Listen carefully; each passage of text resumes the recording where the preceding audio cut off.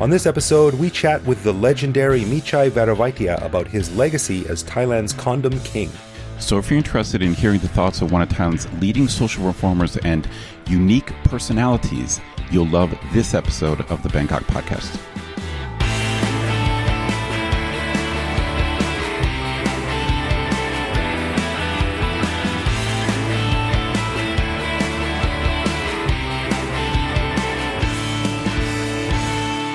Sawadee krap, and welcome to the Bangkok Podcast. My name is Greg Jorgensen, Canadian who has been in Thailand since 2001 and who once paid $14 for a box of Cinnamon Toast Crunch cereal at Villa because I wanted to treat myself.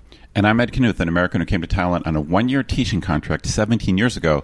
And I must admit that I have paid about $11 for a box of Pop-Tarts also at Villa, back in the day when they were imported and expensive.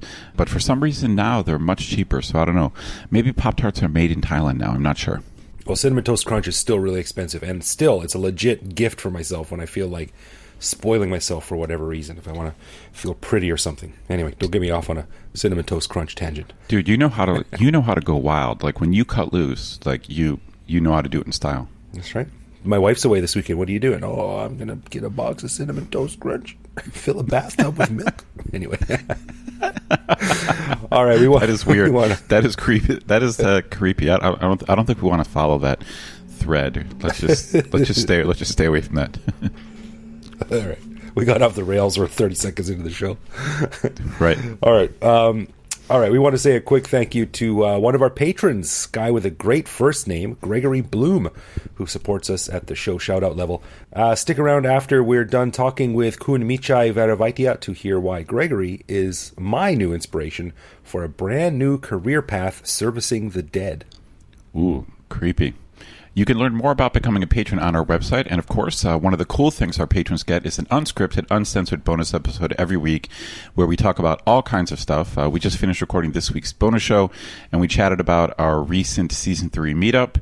If any of you guys were there, thank you for coming. And if you missed it, you can always check out our next meetup, which we have no idea when that will be, but we will let you know. We also talked about the controversy over children Muay Thai fighters. And in our new segment, Thai News of the Weird, we discussed a very strange story about a bunch of freaky Ewok-style troll creatures that were videotaped hanging out in a cave down in Krabi. It's a weird story, man. All right. So on this episode, we are very, very lucky to have a guest who is a household name in Thailand, Khun Mechai Varivaidya. I hope I'm saying his name correctly. Khun Mechai came to prominence for his groundbreaking family planning initiatives in the 1970s and AIDS awareness campaigns in the 1980s. He has twice served as a senator, as well as Minister of Tourism, and in various other high-level roles in the government and private sectors over the decades. He is also the founder of the PDA, the Population and Community Development Association, one of Thailand's leading NGOs, which works tirelessly to promote family planning, community health, and various rural initiatives that better the lives of thousands of people throughout Thailand and Asia.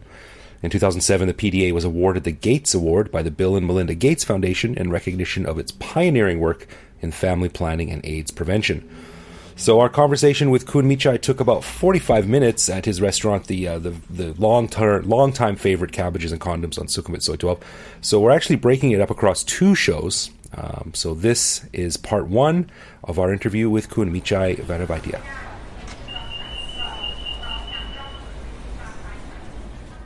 Okay. All right. Well, we're very happy to have you here. First of all, welcome to the Bangkok Podcast, Khun Mechai. Thank you for coming on. When you first started your public education about condoms and family planning in a society like Thailand, which is very conservative, what was the reaction like? What was the pushback like? Oh, they didn't like it. They thought what I was trying to do was to articulate the need to have a population policy where Thai families would understand contraception and plan to have a smaller family. And that we needed to provide public information. And one of the ways to do it was to generate some interest or excitement or even anger And I thought the condom would do the trick. So I started handing out condoms all over the place. And that got tremendous reaction, some humor, some angry. And one started off with one newspaper condemning me, saying this is very evil. And another one, a very famous columnist in Thairat, which is the main Thai language newspaper, said, from now on, let's call the condom Mechai. And he headed the story, the article Mechai Story, because that was at the time of Love Story by Ryan O'Neill. That was 46 years ago. Okay. So he said, from now on, let's call the name Mechai for the condom. And so some journalists, some radio announcers started using it, cartoonists and so on. And in the end, it stuck, and eventually it became known in the dictionary as a proper noun to mean contraception. So you cannot have a brand of condom by Mechai because it's a proper noun. So it began in those days is to try and discredit me, but it didn't do that. It just got people to realize, in fact, it helped. So when people curse you, don't worry about it. So I wanted to ask, when you started to promote condoms, it was more about family planning than HIV? HIV wasn't even heard of then. This is 1974. Oh, HIV wow, came in about mid-80s. So it wasn't about STDs, it was about family... It's about family planning. And of course it also got to STDs, but the main purpose was condom. But importantly, I think a lot of people did not realize that the major contraceptive as a preference for the women was the pill. The condom was like a spare tire. Uh-huh. Now, did you also promote the use of the pill as well, or the pill was the main use? Okay. The oral contraceptive pill was the main contraceptive for Thai people, Thai women, and the condom was secondary. And then after the pill was the IUD, and then the injectable, and then sterilization. All these were women, and then the condom was for the male. You can say that the male is like a bicycle, the female is like a Mercedes-Benz. In more ways than one, I think. So I want to clarify. So back then, did Thai men not want to use condoms, and so it was like the woman's responsibility to take care of it? Well, the Thai women have always been more intelligent than Thai men. I'm sure history and current day Thailand will tell you that too. But the issue is that it was the women who got pregnant. So it was the women who decided, I am going to practice. I mean, if the husband said, yes, I would do it, I'm sure she would be happy. But unfortunately, he was not such awakened. So the women said, we will do it. But the men said, I will do it if the wife insists. But she didn't insist because she didn't trust him. So she trusted herself. I'm the one who gets pregnant. I'm going to protect myself. And of course, then the women also had sterilization. But when it came to the men, they were afraid of sterilization. That's when the Ministry of Health came to us and said, would we please promote programs to get men to be vasectomized? And we did a lot of that. We had a mobile vasectomy van going throughout Bangkok. We had Father's Day vasectomy where children were encouraged to bring their fathers for vasectomy so that your inheritance will not be divided by a larger number. We also had the 4th of July vasectomy to vasectomize American men as our gift to America, our foreign assistance to America. And some people said to me, why are you doing that? America didn't ask for it. I said, we're just doing what America does. You're giving all sorts of stuff to people who didn't ask for it. And we also had the kangaroo vasectomy on Australia National Day to make sure that it was understood that it's not dangerous. And you do it on a luncheon table, in the lottery bureau, and in hotel lobbies, and so on and so forth. That's what we did. So we reduced the fear level down. And by the end of the late 1990s, of all the vasectomies done in Thailand, 30% of the whole country did their vasectomies with us, PDA, and for Bangkok, 80%. Because we're the ones who went out and said, it's fine, and we had volunteers to help. So this entire program is voluntary. So it's yes, it's very different from like the Chinese one-child policy. Yes, this is all education and all voluntary. Yes, completely voluntary. You know what struck me as really funny was that as a lot of foreigners are preparing to come to Thailand or travel to Thailand, a lot of the things we hear about is, everything is done with a sense of sanuk. Sanuk this, sanuk that, and if it's not sanuk, then it's not worth doing. And what you just said about these stories you're telling has struck me as you introduced a very effective level of sanuk to these traditionally... What I would like to suggest is, in English, is humor. Everyone likes to laugh. Yeah. Everybody. And once you get somebody to laugh with you, it's very difficult for them to be... They can, but it's very difficult for them to be against you. Let me give you an example. For instance, we had policemen giving out... Traffic police giving out condoms all over the place. We call that our cops and rubbers program. So again, that was humor to get to the rest of the world. We had a lot more. We had relay races with children blowing up condoms. Instead of using a baton, you use a condom and so on. To let people feel relaxed about the condom, we say the condom is clean if your mind is not dirty. Why should you be embarrassed by the condom? It's from a tennis ball. If you're embarrassed by the condom, you must be more embarrassed by the tennis ball. There's more rubber in it. All these things, we brought out to let people understand. And we weren't afraid. We weren't shy. We just went ahead. Now, we don't have the numbers right in front of us, but essentially your program worked. It was effective. I have the numbers. Yeah. In terms of population growth, we had 7 in 1974. We had 7 children per family. After our work, it came down to 1.2. Wow. Which now means that I am accused of having created all the elderly people and not enough young children to work. But we can solve that very easily. And the other one is that the population growth rate came down from 3.3% down to 0.4. So we're way below replacement level. It was the fastest decline recorded in modern world.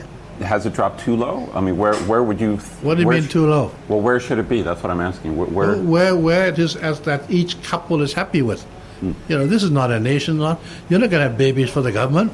Well, I did read a story recently that had cited World Bank figures that said that the birth rate in Thailand is now 1.5 children per woman, while the country's adult population is aging. It's now 1.2, actually. 1.2, oh, okay. Yes, World Bank is a bit behind. The records are always a bit behind. Sure, they are, yeah. But this said that there needs to be a per-child ratio of 2.1 per woman to maintain a healthy population of a country. So that means the World Bank we should believe, or sometimes World Bank is ignorant. I'd say most of the time. Why do people say, Khun Mechai, you must get the Thais to have more babies. Why the hell should we do that? We have all the people in Thailand already who want to be Thais. They're from Cambodia, they're from Laos, they're from Myanmar. They work hard, they're even more loyal than many Thais. I would love to swap nationalities between some of those with some of the Thais I know. So they are there, ready to be Thai. What do you think Thailand is made up of? It's a fruit salad. Yeah, look at me. I'm half Scottish. My father's supposed to be Thai, but he has some Vietnamese, some Laotian, some Chinese blood in him, and so on.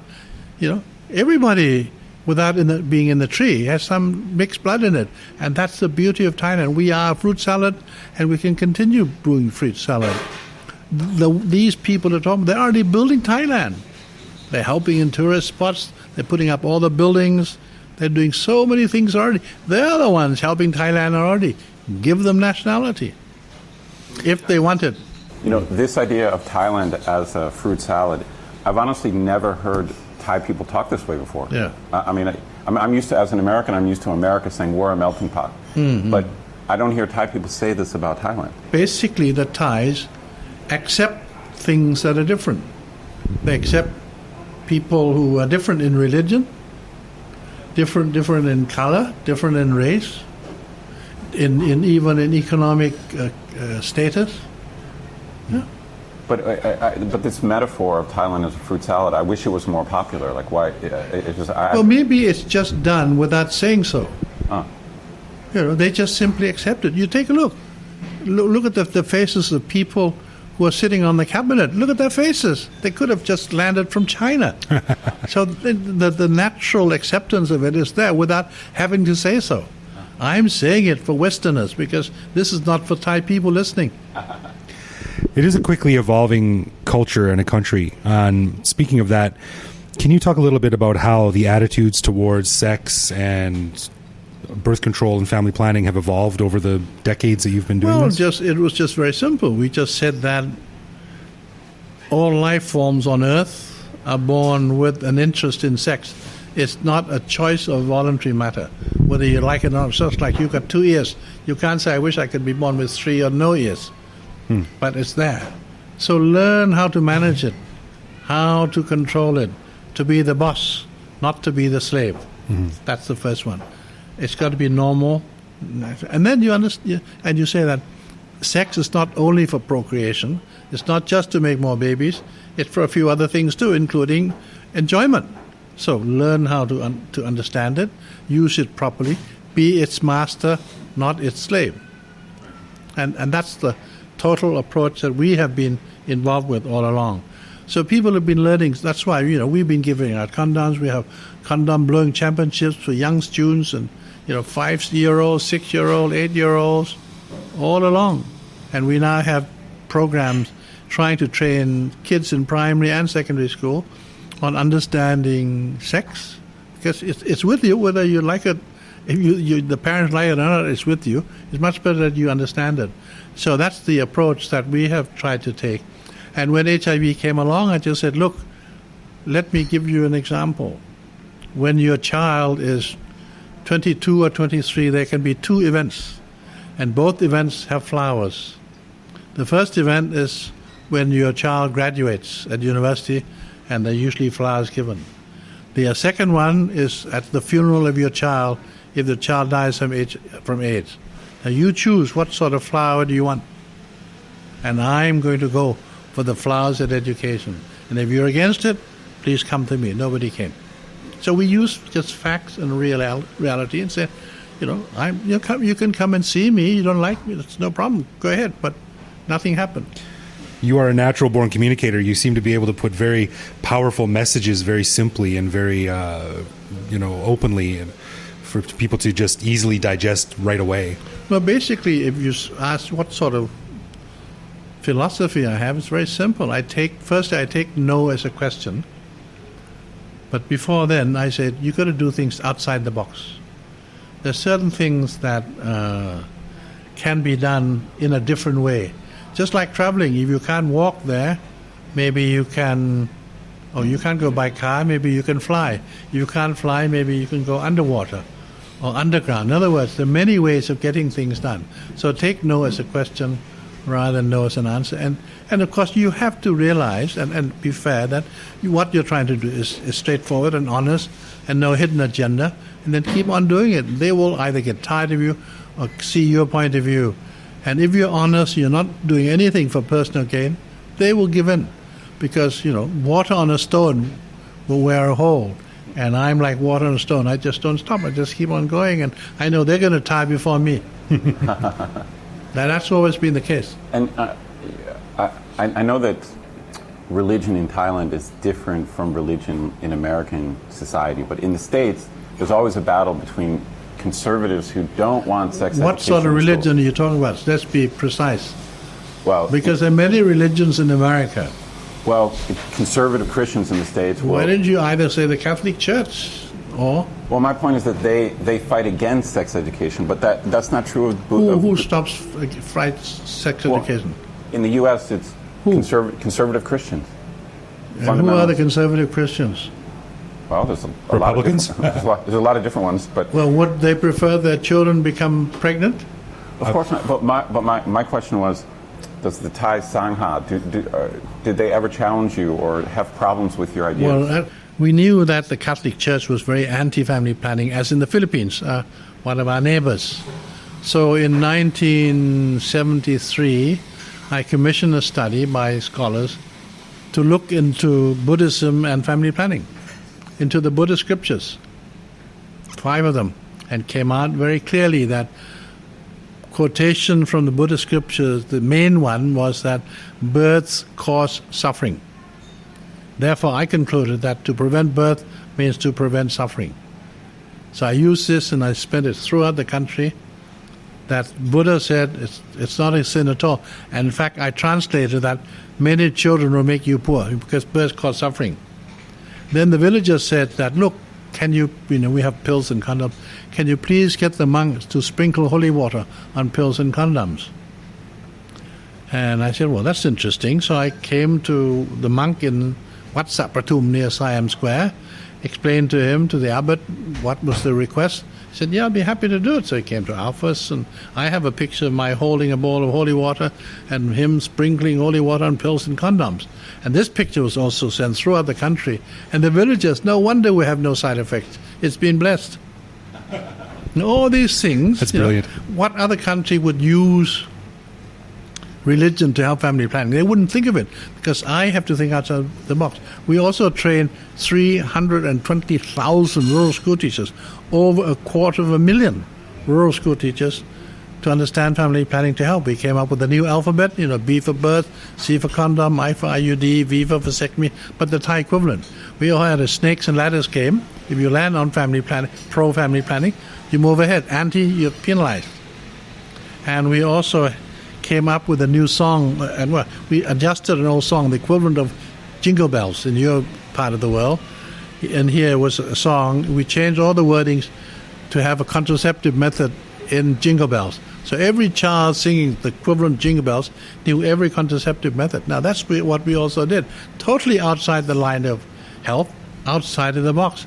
If you want to do certain things, think outside the box. Apple's thinking outside the box. Google's thinking outside the box. Not the same. Everything you do, you have to be outside the box. And when you don't have money, you have to be original and think of ideas. I didn't have money, so I had to suffer and think. When I was a kid, I used to go to great lengths with my friends to find pictures of naked women in magazines. We used to steal them from the stores and walk through the forest. All boys like that. Tell me what boy doesn't like it. Every boy likes it. Right. Do you worry about the effect that the access to porn and things online, social media, is having on youth in Thailand? Well, how should I be worried? It's there. Can I control it? No. So I think the idea that I have started with should be expanded, and that is sex, interest in sex, is inborn into all life forms on earth. Therefore, be its master. Don't be its slave.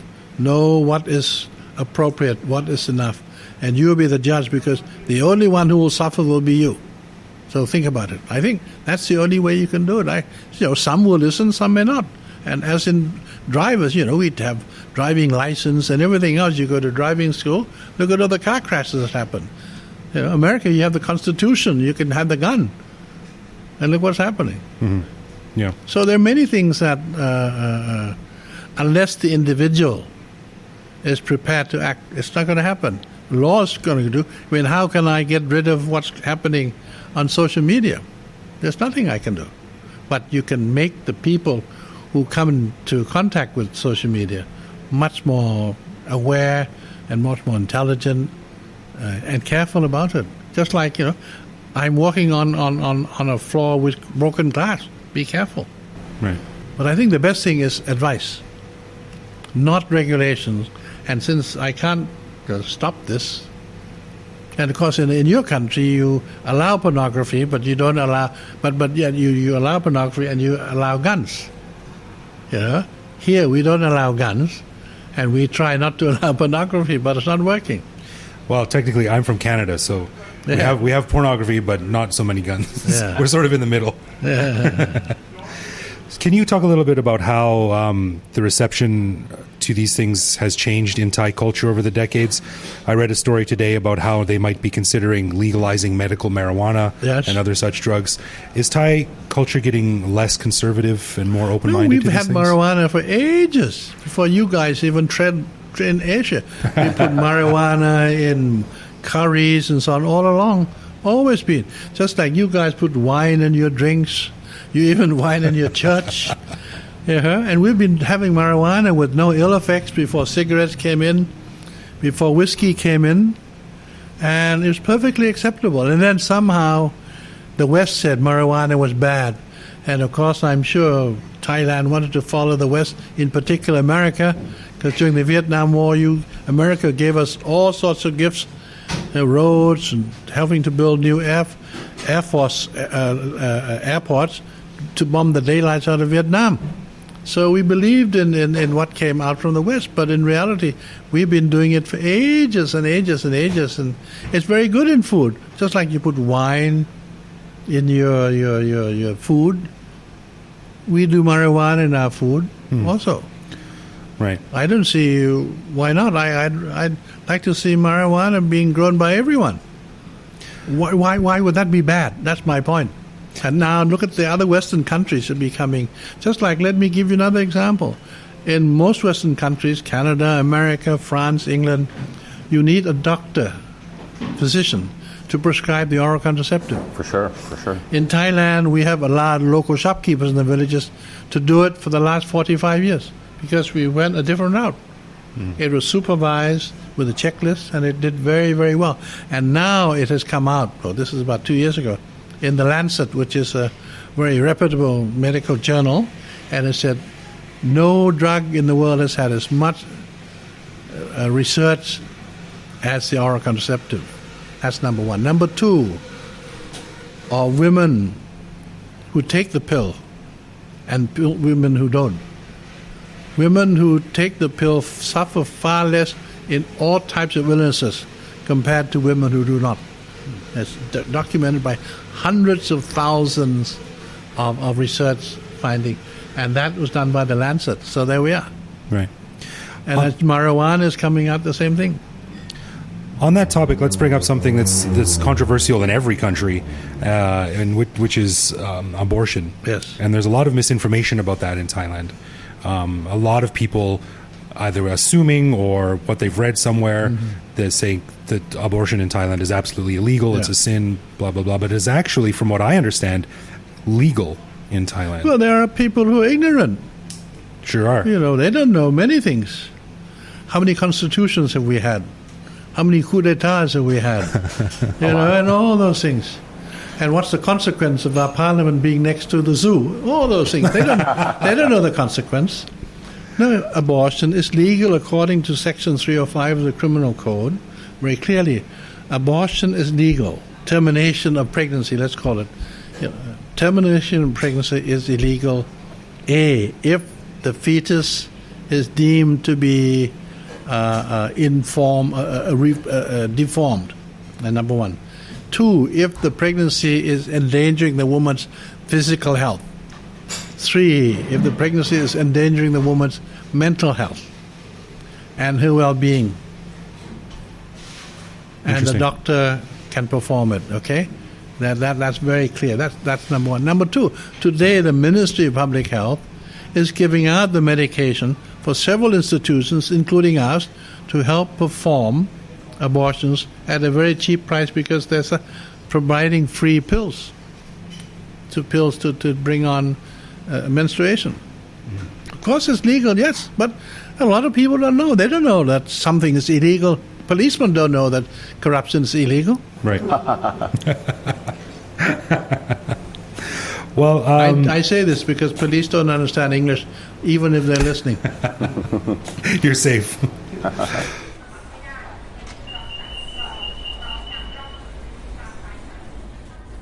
Wow. If there's one thing you can say about Khun Mechai is he is an interesting guy. I mean, he's probably, I don't want to speak out of order, but is he the kind of the highest, the most important Thai person you've ever had on the show? Certainly, it depends how you define important, but he's certainly one of the most respected Thai people. Yeah, definitely. I mean, in season 1, we had Khun, who was at the time, he was Thailand's finance minister. Oh, I didn't know you had him on. Yeah, he's also a prominent politician, younger generation than Mechai, but yeah, also prominent guy. But talk about a guy who is just smart, interesting, witty, sharp-tongued sometimes. But I mean, he has a career in politics, so that's expected. I mean, all I can say is this: if I could vote and he was running, I would vote for him to be Thai Prime Minister. Yeah, sharp-tongued is a good way to put it. But I think that's how he got where he is, and why he's sort of created so many groundbreaking things is because he likes to challenge people. He likes to argue. He likes to debate, and he likes to sort of, he doesn't take no for an answer. It's always sort of like, okay, how can we make this better? Whatever it is, it has to be able to be made better, and let's work on it. So, yeah, really, really interesting guy. Another half of the interview is still going to come up next week. A lot more interesting things he has to say. But the simple truth, and this is really, if you listen closely to the interview and you kind of follow what he's saying, what he's saying is that his initiatives, his personal initiatives that he started, he basically prevented like upwards of like 20 million births in Thailand. Essentially, because of his work, the Thai population is now around 70 million instead of over 100 million. And so he's had a massive impact on this country, like not a small one, like a massive impact.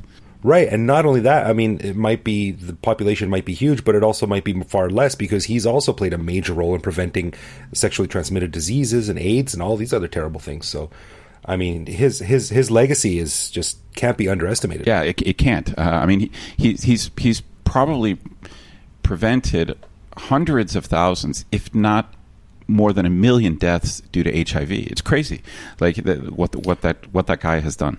Yeah, no doubt. So we're really lucky to have him on. And again, a big thanks to Khun Mechai and his team, especially Isador, for helping us arrange that interview. It was a pleasure to talk to him, and maybe he can come on again one day. We'd be more than happy to have him back to talk about similar things. For sure. They were both very approachable and very easy to work with, no doubt.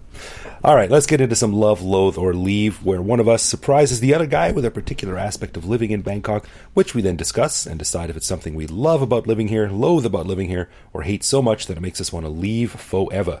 Last week it was my turn. That means this week, Ed, it's your turn.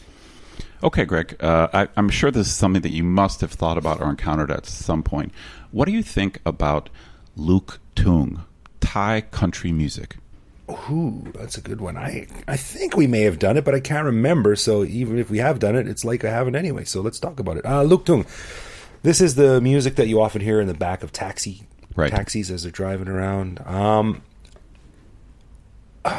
If I had to choose either love, loathe, or leave, I would say love with a severe caveat. Okay, that's interesting. Yeah, like I love its uniqueness and how it was created and its history and where it comes from. And I love that it's a pillar of sort of Isan culture and Thai culture. It's super creative, it's interesting, it's funny, but I would never want to hear it. Like, if there was a list of types of music to listen to, I'd probably be near the bottom of the one that I would choose. Interesting.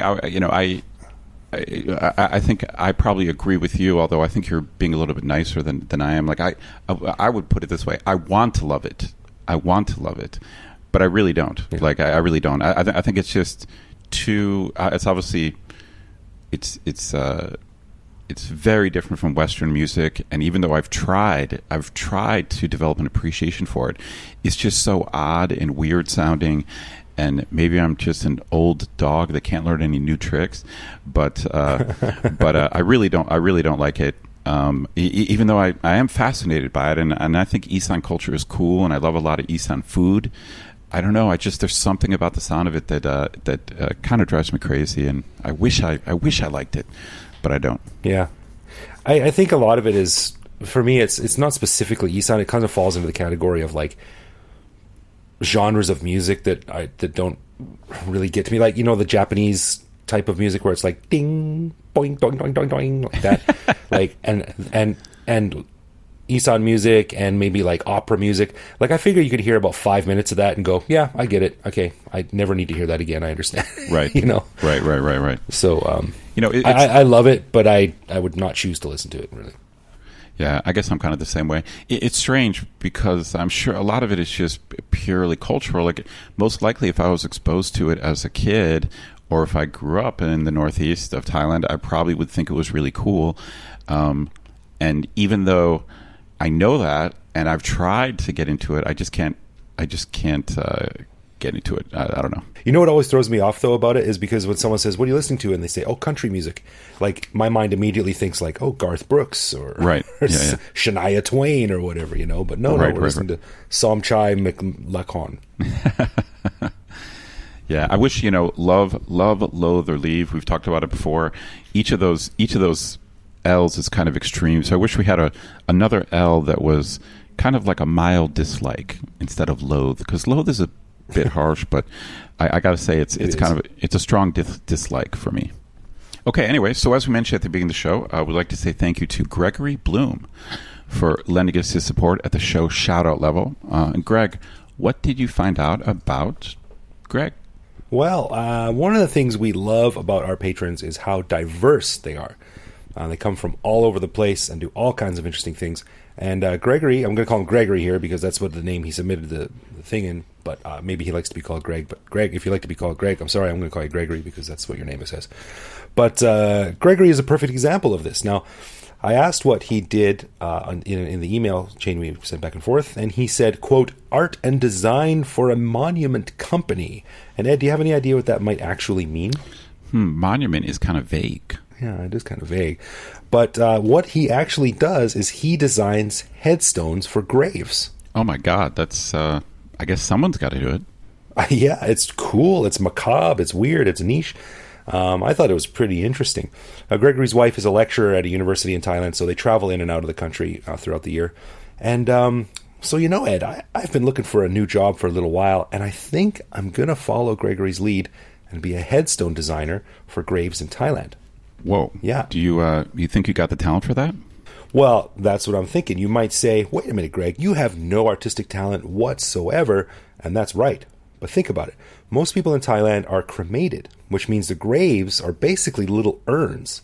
And the gravestones, basically, it's a dog tag with the details engraved on it. So all I need to do is open up a business account with one of them engraving shops down at MBK, and bam, I'm on the road to fame and fortune. I just gamed the monument design business. Whoa, I think you're onto something there, Greg. So, Gregory, I hope you don't mind that I'm leapfrogging right up to your level in one giant step. But you know what they say, man. This game of monument design is pretty cutthroat. As it should be. As it should be. Well, thanks for your support, man. That's it's great. We really appreciate it. And I think he said he's actually in town this month. So, yeah, if you're around, man, let us know. We'll have a beer and talk gravestones. Sure. Okay, before we wrap up, I'd like to give a special thanks to all of our patrons who are listening now. As everyone knows, we don't run ads or have sponsors, so we really do appreciate the support we get from our patrons. And if you want to get in touch with us, it's easy. Bangkok Podcast on social media, bangkokpodcast.com on the web, or simply bangkokpodcast@gmail.com. We always write back. If you write it, we will answer it. Yeah, and you can also find us online where we post each episode and carry on conversations with our listeners. You can also reach out to me directly on Twitter if you'd like, where I am BKK Greg. So thank you for listening, everyone. And as usual, we'll see you back here next week.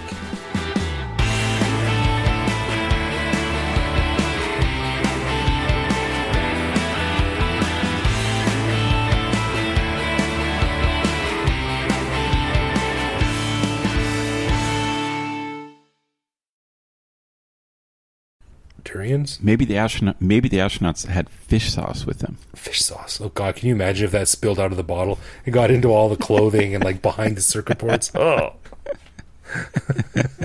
So funny.